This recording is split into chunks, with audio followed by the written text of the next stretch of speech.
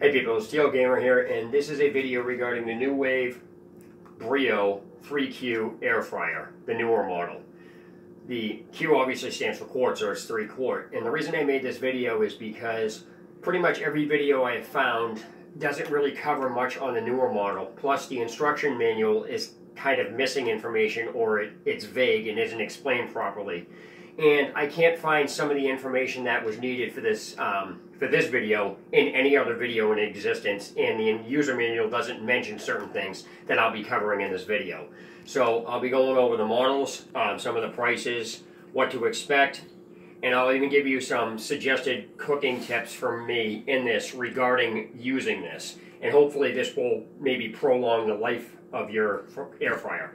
And so I'm going to start by explaining the differences between the Nuwave and the other models, because pretty much Nuwave, and I could be wrong in this, but I'm pretty sure Nuwave is the one who actually invented this type of cooking process. And the reason I'm explaining this is because a lot of people use third-party fryers, which basically what wound up happening is, and I'm not saying third-party fryers are bad, it's just what happens is the original creator of a product will be then purchased by other companies. The companies will reverse engineer it, figure out how it was put together, and then make their own version of it. However, they won't be able to put it together the same way and will miss steps along the way. So what happens with third-party machines and just things like that, it'll just malfunction or have problems or whatever. So I'm not saying don't use them, I'm just giving you the differences between the two of them. So if you don't have much money like my wife or I, we usually go with something like this. We'll spend a little bit of money, and that way it saves money in the long run. Now, this particular one we purchased at Bed Bath & Beyond. It's normally $99.99. It was on sale for I think $10 off, so it was $89.99, and my wife had a 20% coupon, so we got it for $71. Now, the difference between the newer model and the older model is that the newer model is flat, and this model's up, raised up. Now, even though both of the models use the same type of, interface and things like that, there are just buttons that are on the older model that don't exist on the newer model. So even though the process is the same for as far as cooking and things like that, it isn't clear on how to actually do that. So how to set it up and things like that. So the first thing I'm going to go over is show that a lot of people misinform people about the cord. The cord itself is not retractable. It's actually wound up underneath. Now, I want you to make note that when I pick this up, if you tilt this way, the drawer will fall out. I've already had it happen once. So when you pick this up, if you're going to unwind the cord, make sure it's pressed against you or hold the drawer shut like that, and that way you can unwind the cord. What people are saying retractable is after they unwind it, they'll push the cord back in, and then they'll pull it out. I wouldn't advise that. So that's just a suggestion I say not to do. So I'm going to set this up on top of my stove, which leads me to the next issue that people have. What people don't understand about electronics is when they're brand new. Even my computer, some TVs. Now, you may not encounter this, but what I've read a lot of complaints about is that there is a burning plastic smell, or it smells like something's on fire. My computer did this, my wife's brother's TV did this, and everything else. That is because it's normal for that to happen for a certain amount of time, because it's brand new. What happens is the circuit boards are made of plastic, and when plastic heats up, it smells like that. So it smells like something's on fire. So it is normal for that to smell like that for a certain amount of time. As the time goes on and you use the product more, the smell will diminish. So I've used this about 5 or 6 times, 10 times, and the smells basically diminish such an extent you can't even smell it anymore. But when you're having this issue, or so to prevent the house from smelling, what I do is after plugging it in, I put it on top of my stove, because my stove has a vent, and I just turn the vent on because the smell comes from in here. It comes from here because the venting system is what's doing it. It's basically heating up air and things like that, so it's basically making the circuit boards hot, or whatever the plastic is, so it does give off a nasty smell. My wife came in when she's like, "What the hell is there, something on fire?" I'm like, "No, it's just the way it is." So you got to get used to that. Now I am going to say that if it give or take, if it happens more than for a week, I'd return it and get a new one because it's not supposed to be doing that. But just to let you know, it is a common thing to smell that when you first start. So keep it in a vented area because it's not going to get you sick or anything. But if your food starts tasting like that, that's a different story. All right, so the next thing I want to point out for a safety measure is that it tells you in the instruction manual to remove all the labels from it. Now, most people won't remove the the shot warning or anything else. I removed those simply because it said to remove all labels. The reason I removed them all is because this stuff heats up, and if you have like metal or like semi-plastic labels on it, the labels are going to melt and actually may cause a fire. So anything that's on the outside of this, completely remove. Alright, so now I'm going to go over how to actually preheat this. Because when you're preheating, all the videos only show the older model, which has buttons that this doesn't have. And even though the process is the same, it's still kind of confusing. So, my wife's doing the video. I'm going to bring you up to speed here. So, first things first. When you're preheating this, what you're going to have to do with the newer model is press on. And then you have to set both the temperature and the time. On the older model, it had the temp and time button on one button. It's also red. You'll notice that this isn't red. So for default purposes, I'm just going to go right with the way this is set at default. So it's the temperature is set at 360. The time is automatically set at 15. So to preheat, turn it on, and then you press preheat. So you want to preheat this to 360, and then press the time.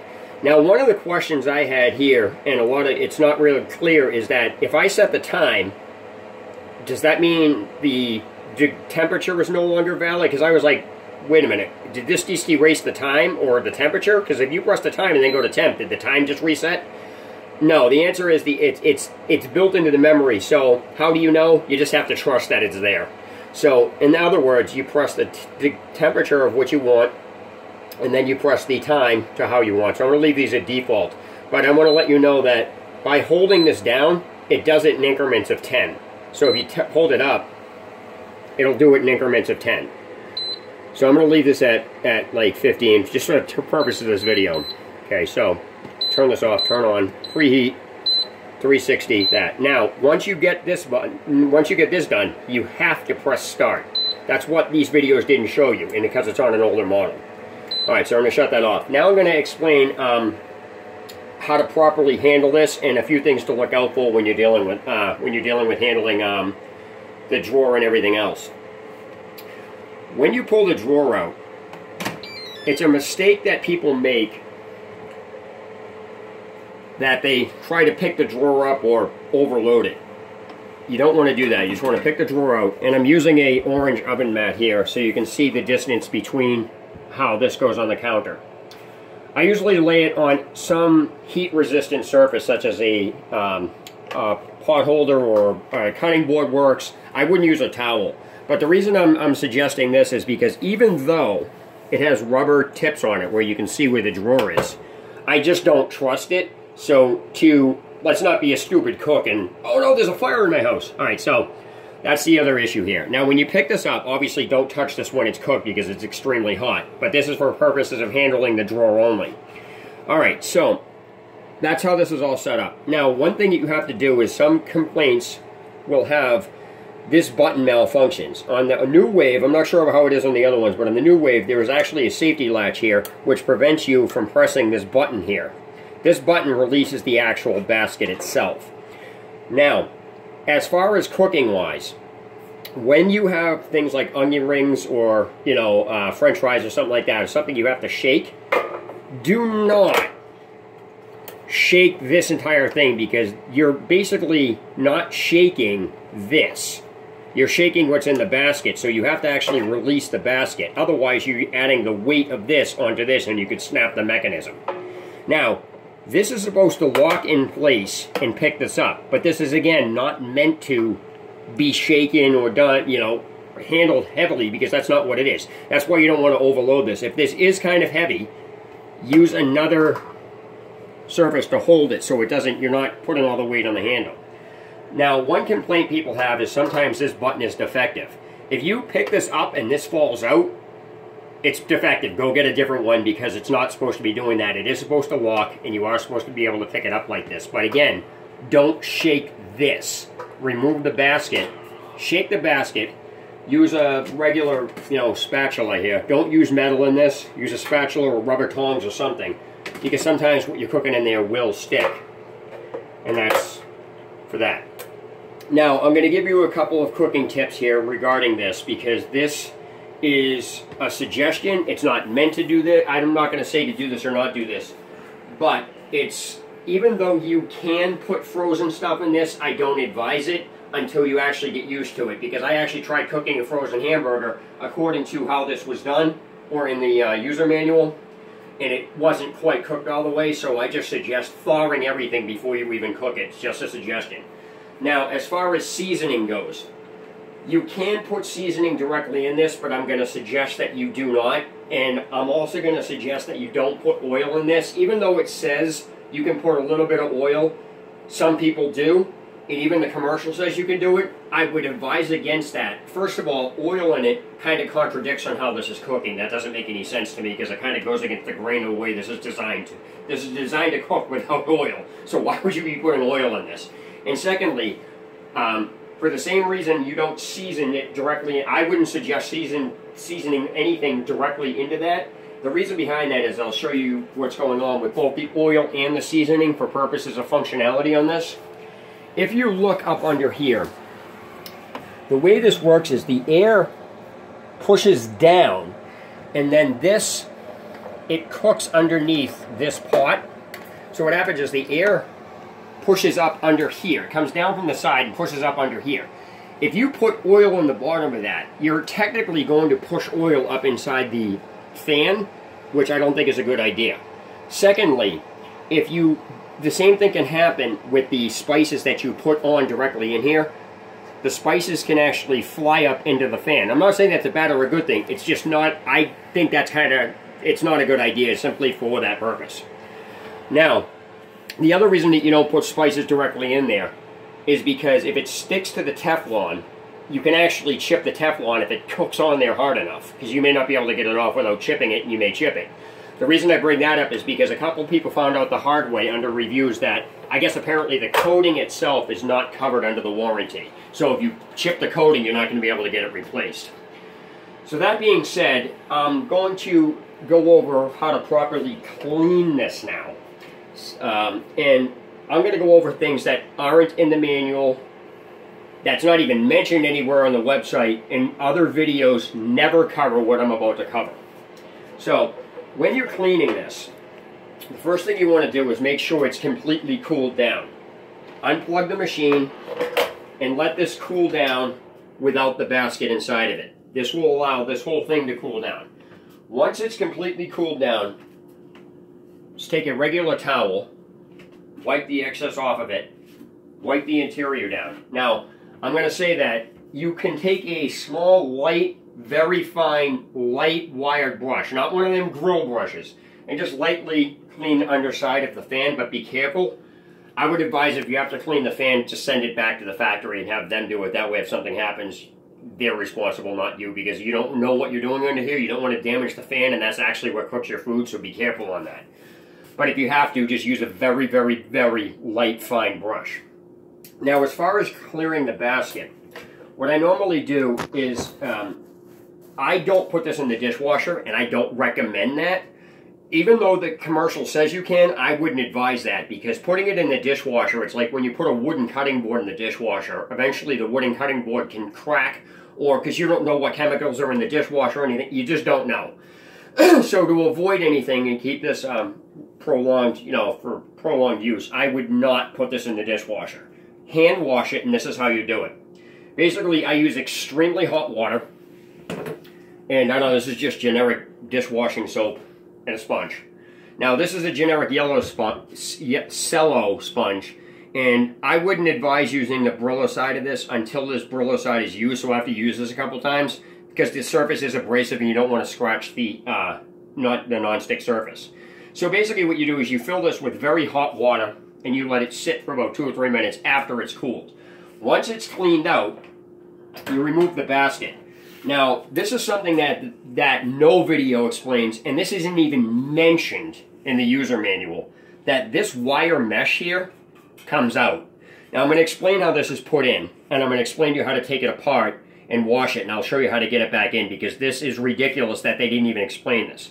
First of all, the wire mesh, even though this is square, it goes in a very specific way. So as you can see, the diamonds are facing the handle. Now, so that's in case you accidentally put it down and don't remember which way it is. You want to make sure that the mesh diamonds are facing the handle. Now, how to remove this is you'll see that there are 4 notches here that hold this thing in place. I'm also going to explain that there is a space between the edge of the mesh and the basket. So what happens here is when you put this back in, you don't want it on the lip of this, you want it above that lip. Now, how to take this out is a little tricky. You have to be very careful because the edges on this thing are sharp. You can cut yourself, so just be careful. But when you also don't want to scratch the interior of this either with it. So you have to be extremely careful when taking this out. So to take it out, even though these are indented, you can push them up. So what you do is you do the handle side last. Basically, you remove these 3 and the other side will pop right out, and I'll show you. So what you do is you press it very carefully,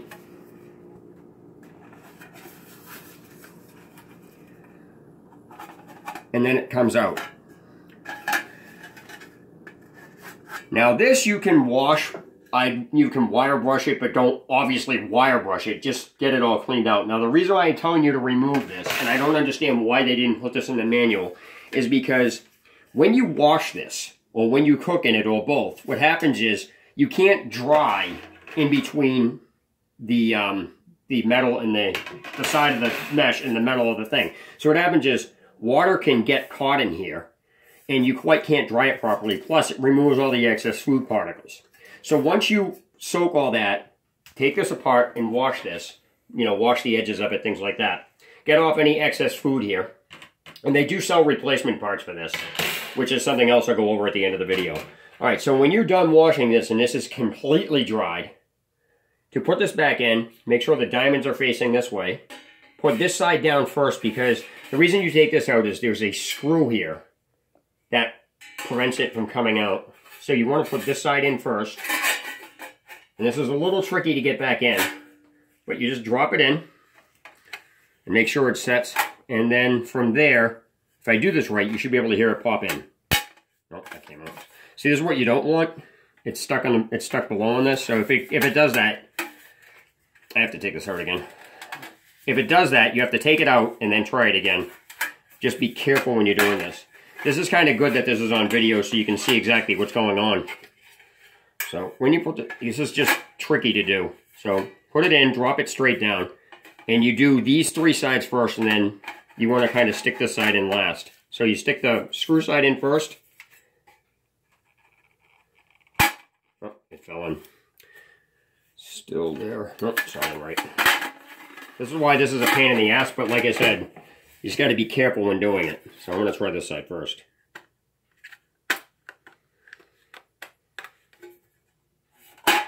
Doesn't want to go in. Let me see. Once you get one side in, you're good for the rest of it. All right, there we go. Snaps in. That side's not in yet. As you can hear, it's clicking in.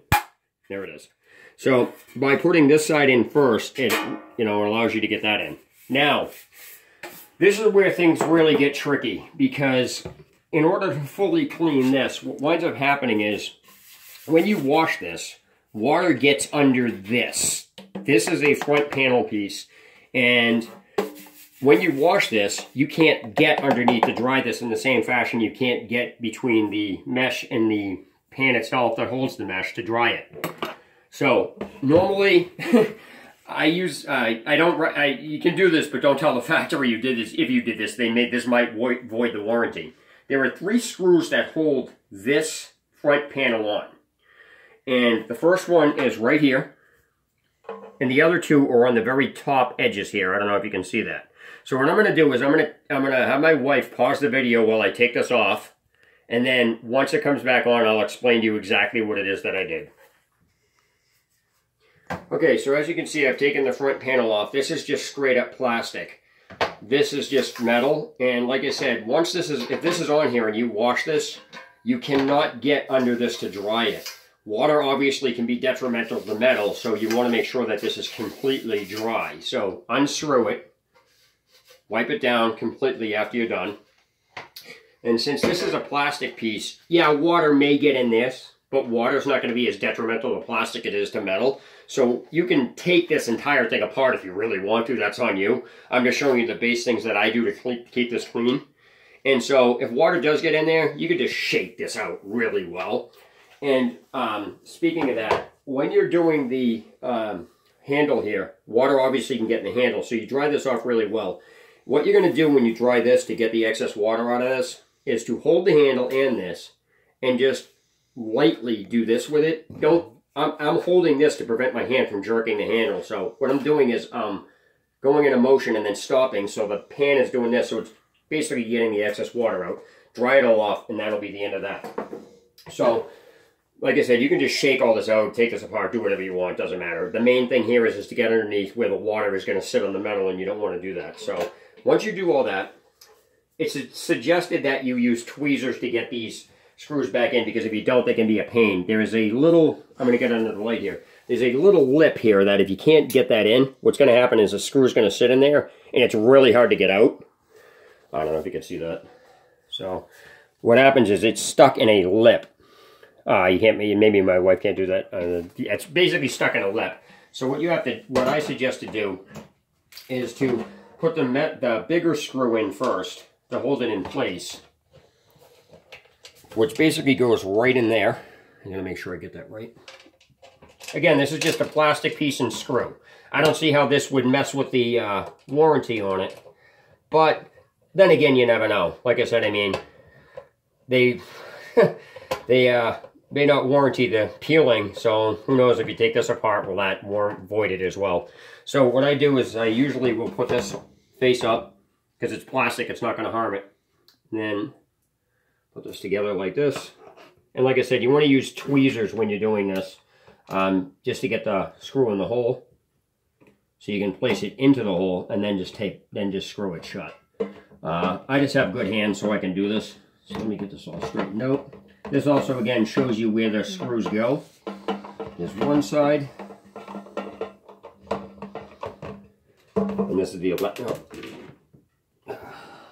I dropped it on the floor. I dropped a screw on the floor last night when I was doing this, but yeah, right. Took me like 15 minutes to find it. So place this right here. This goes to show you why it's a pain. Let me see if I can get this right in the hole here. All right, give me 1 second. I might have my wife pause this just to get this back in place. Okay. So after it's put back together, as I said, you could use tweezers, but an actually easier way to do this would be to magnetize the screwdriver so you can just hold it in place, because that does get annoying. All right, so now there's one final aspect of the drying process that I want to point out that I use. Not necessary, but when you get this put back together, after you get everything dried out, I put the drawer back in, and then I basically turn the machine on for 1 minute at 360, and I start it. That will allow whatever excess water was in there to dry, and that's about the extent of that. Now, one thing I want to point out about as a cooking tip for toasting buns, such as hamburger rolls and things like that, if you want to put them in there, there's a proper way to put them in so the actual side you want gets toasted. So using, let's say you wanted a bagel here toasted. I'll grab one out of the cabinet here. It's important to understand how this thing toasts. So when you get, when you want to toast a hamburger bun or a bagel or whatever it is, you get the bottom side soft while the top side is toasted, just as you would a toaster. Since the heat is coming down from the top, even though it pushes it, even though the air cooks it from underneath, it's actually going to toast the top. So whatever side you want toasted, keep up when you put it inside the basket. So when you do it, you butter it up, and then you put it face up, and then it'll toast it because the heating coil is face up. It's the exact same thing as a toaster. Now, as far as closing the unit, after everything's done, unplug it, and I suggest that you do not push the cord back in. I'm holding the drawer here on this. I would actually suggest wrapping the cord back up, and that way you don't accidentally fall off the counter or something like that. And again, I know some of you may or may not know some of this stuff, but I just thought it was a good idea to make this type of video because there are things that are not explained in the user manual, which they should be, and nobody seems to explain them in the video. So I figured this might be helpful to the people that have one of these or understand the differences between them. So that's about it, and my wife actually filmed this video, so thank you very much. And this is TL Gamer signing off. Have a good day or night wherever you guys are.